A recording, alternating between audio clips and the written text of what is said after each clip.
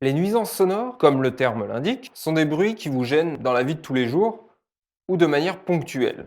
Ce sont des sons dont on ne tire généralement que très peu d'informations intéressantes. Le métro passe sur mon appartement pour la 142e fois de la journée. Chouette! Mais surtout, on ne se rend pas toujours très bien compte à quel point cela peut impacter notre humeur ou nos relations sociales. Qui n'a jamais arrêté une conversation parce que les nuisances sont trop grandes? Que ce soit dans la rue, les transports en commun, au travail ou à la maison, on a tous, à un moment donné, subi des gênes sonores, parfois ponctuelles ou répétées. La réglementation française impose 80 décibels pondérés A sur une moyenne d'exposition de 8 heures pour une journée de travail et 118 décibels pondérés C pour une exposition de 15 minutes lors d'un concert. Les salles de concert sont d'ailleurs normalement équipées d'indicateurs pour le niveau sonore instantané dans la salle. Mais 80 décibels A ou 118 décibels pondérés C, ça veut dire quoi ça? C'est fort. Et puis, ça signifie quoi 38 décibels de plus? C'est beaucoup? C'est pas beaucoup? Les sons audibles sont des variations de la pression très rapides. C'est-à-dire que des dizaines, centaines ou milliers de fois par seconde, la pression qui s'exerce sur votre corps, par exemple, change. D'abord, elle pousse, puis elle tire sur votre corps. Le son est une pression acoustique. Elle est acoustique parce que le changement est suffisamment rapide pour qu'il soit compris par votre oreille. Oh! Or, une pression, c'est une force par unité de surface. C'est-à-dire que c'est la force avec laquelle on appuie divisée par la surface sur laquelle on appuie. Et elle s'exprime en pascal. Du coup, c'est quoi cette histoire de décibels? Le décibel ne mesure pas une pression acoustique directement. Le décibel, c'est une mesure de niveau. C'est une mesure comparative. C'est une unité qui a besoin d'une base de comparaison. J'ai 0 décibel par rapport à mon voisin ne veut rien dire en soi.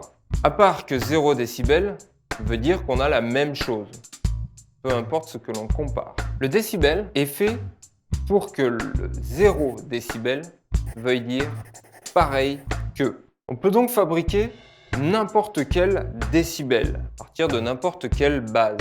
On peut donc fabriquer le décibel en prenant comme base l'énergie sonore contenue dans un. Dans ce cas, si je chante à un niveau de 0 décibel, alors j'émets autant d'énergie sonore que un. Mais on peut définir aussi le décibel mamie. Pour ça, il vous faut à disposition une mamie qui n'entend pas très bien, par exemple, et dire que notre base de comparaison est l'énergie sonore qu'il vous faut développer pour être entendu par votre grand-mère. Dans ce cas, si vous parlez plus fort que 0 décibel mamie, alors votre grand-mère vous entend.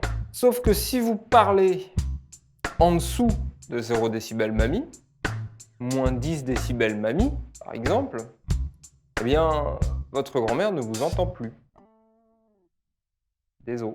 On a donc fabriqué un décibel et un décibel mamie. Maintenant, il faut qu'on puisse placer des valeurs par rapport à notre référence, c'est-à-dire au-dessus ou en dessous de notre 0 décibel. En acoustique, l'utilisation du décibel nous permet de dire qu'augmenter de 2 fois l'énergie sonore d'un son correspond à une augmentation de 6 décibels. C'est-à-dire que si un chat miaule à 60 décibels, il devra, pour miauler 2 fois plus fort, miauler à 66 décibels. S'il avait miaulé initialement à 80 décibels, eh bien pour miauler 2 fois plus fort, il aurait émis 86 décibels. Donc, Peu importe le niveau sonore de départ, un doublement de l'énergie sonore correspondra toujours à une augmentation de 6 décibels. Ce qui offre l'avantage de décrire ce que l'on ressent directement. Historiquement, le besoin d'utiliser le décibel vient d'une observation perceptive commune à tous nos sens. Le cerveau ne répond pas linéairement, c'est-à-dire qu'il ne comprend pas les multiplications. Oui, même si vous avez été en CM1. Concrètement, si j'abaisse la température de 10 degrés, votre cerveau se dira qu'il a froid. Mais si j'abaisse la température de 10 degrés supplémentaires, votre cerveau ne se dira pas qu'il a 2 fois plus froid. Il se dira juste qu'il a plus froid. On s'entend donc à une addition. Et cette transformation d'une multiplication à une addition, ça tombe bien. On a une fonction mathématique pour la décrire. On appelle ça un logarithme. On en arrive à la loi de Weber-Fechner, célèbre en psychophysique. La sensation est le logarithme de l'excitation. Le décibel est l'une des unités répondant à ce principe. Mais on pourrait en utiliser bien d'autres, pour décrire la sensation de la température par exemple, ou bien notre perception du temps qui s'écoule. Faire le lien entre des paramètres physiques et la sensation qu'on en a requiert toujours un petit peu de maths. Pour résumer, le décibel nous permet d'exprimer des proportions. La moitié, c'est moins 6 décibels, le double, c'est plus 6, et une multiplication par 10 correspond à une augmentation de 20 décibels, ce qui nous permet de nous calquer sur le fonctionnement de notre audition. Mais lorsqu'on parle de décibels en acoustique, on fait référence soit au décibel SPL, Sound Pressure Level, ou au décibel pondéré A. Le décibel SPL n'est qu'une mesure du niveau sonore par rapport au son le plus faible audible. Pour connaître la valeur du son le plus faible audible, ou seuil d'audition, eh bien on fait justement la moyenne des seuils d'audition d'un panel de personnes en bonne santé. Donc, entendre 0 décibel SPL, c'est entendre un son que la moyenne des cobayes utilisés pour l'étude aurait entendu. Il est donc tout à fait possible d'entendre moins 6 décibels SPL.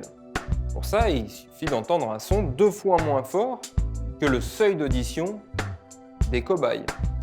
Le décibel pondéré A est utilisé pour prendre en compte le filtrage de l'oreille sur la base du décibel SPL. Il se trouve qu'un son basse fréquence n'est pas entendu de la même manière qu'un son haute fréquence. De rien. Pour estimer le filtrage de l'oreille, eh bien, on va faire des moyennes sur des cobayes et on obtient ce qu'on appelle les courbes de Fletcher-Munson. Ces courbes servent à donner le niveau d'un son pour que n'importe quelle fréquence basse ou aiguë sonne de la même manière. Le décibel pondéré A prend en compte cette correction lorsque le niveau sonore est faible. Le décibel pondéré C, quant à lui, prend cette correction en compte lorsque le niveau est fort. Oui, parce qu'évidemment, cette correction n'est pas la même selon le niveau sonore auquel vous vous trouvez.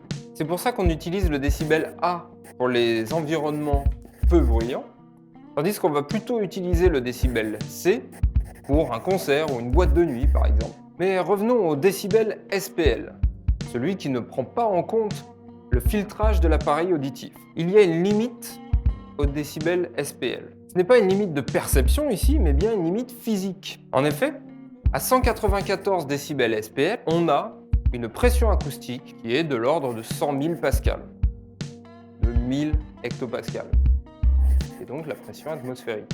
Dire que l'on se place à 194 décibels SPL, ça veut dire qu'on a une phase de compression avec une fois la pression atmosphérique et une phase de dilatation avec une fois la pression atmosphérique. Du coup, on se retrouverait avec une phase où on a 200 000 pascal de pression, puis une phase de dilatation où, au même endroit, juste après, on aurait 0 pascal de pression, donc pas de pression, donc du vide.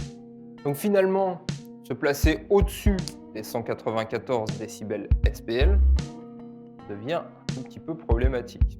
Au-delà de cette limite, la pression acoustique devient supérieure à la pression atmosphérique. Dans ce cas, que se passe-t-il? Eh bien, répondre à cette question demande un tout petit peu trop de ressources pour cette vidéo. J'espère qu'on y reviendra plus tard.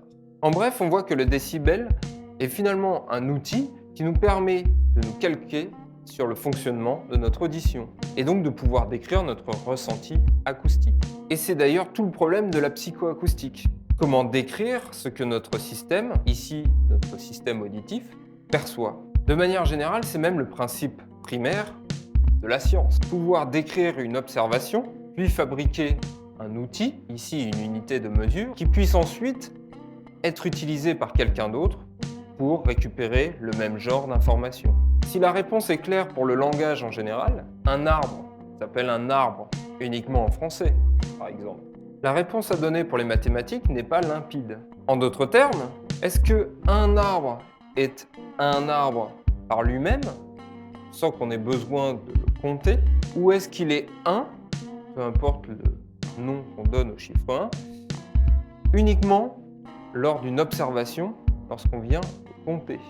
Beaucoup de philosophes des sciences se sont déjà penchés sur la question. En l'occurrence, après la baffe dans la gueule que signifiait la théorisation des phénomènes quantiques. Et je n'ai évidemment pas de réponse toute faite à vous donner, mais je peux vous renvoyer à la théorie de Chomsky sur l'existence d'un langage, d'une grammaire universelle pour décrire les choses. Théorie qui n'est d'ailleurs plus vraiment d'actualité dans les recherches en linguistique. Comme quoi finalement il n'y a pas différentes sciences, mais bien une seule et même science, une méthode scientifique. Un questionnement incessant et global dont le sujet d'étude n'est que la forme et non le fond du problème. Voilà, c'est tout pour aujourd'hui. Et si vous avez aimé cette vidéo, eh bien je vous invite à mettre un pouce vers le haut, à partager cette vidéo, à nous suivre sur les réseaux sociaux ou bien à manifester votre mécontentement en commentaire. Mais toujours sur la base d'un raisonnement construit, s'il vous plaît. Et en attendant, moi je vous dis à très bientôt. Bisous.